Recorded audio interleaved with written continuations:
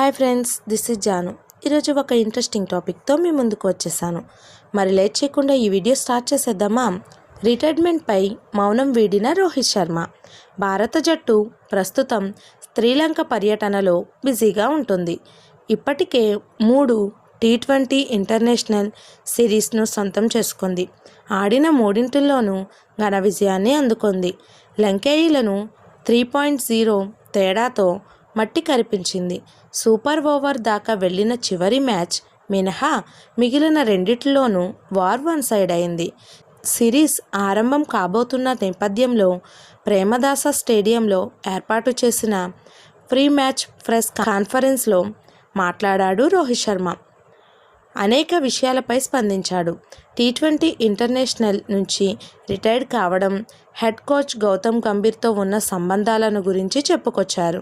T20 international నుంచి అస్సలు retired అయినట్టే లేదని రోహిత్ వ్యాఖ్యానించారు. ఆ ఫార్మాట్ మ్యాచ్లు, సిరీస్ల నుంచి తనకు విశ్రాంతి ఇచ్చినట్లుగా ఉందని పేర్కొన్నారు. మిగిలిన 2 ఫార్మాట్లు వన్డే ఇంటర్నేషనల్స్, టెస్ట్లోనూ కొనసాగుతుండడం వల్ల క్రికెట్కు దూరం అయ్యాననే ఫీలింగ్ అస్సలు రావడం లేదని చెప్పారు. అపారమైన క్రికెట్ ఆడిన అనుభవం గౌతమ్ గంభీర్కు ఉందని రోహిత్ శర్మ చెప్పారు.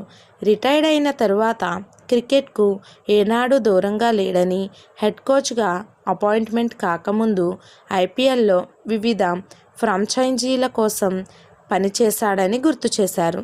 గంభీర్తో మ్యాచ్లను ఆడిన అనుభవం ఉందని, కోచ్గా తనదైన ముద్ర వేస్తాడని ఆశిస్తున్నట్లు వివరించారు.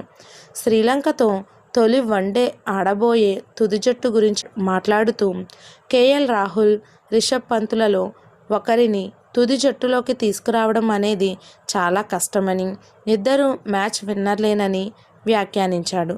అలాంటి పోటీ జట్టులో ఎప్పుడూ ఉండాలని కోరుకుంటున్నానని, అప్పుడే మెరికల్ లాంటి ప్లేయర్లు బయటకు వస్తారని అన్నాడు.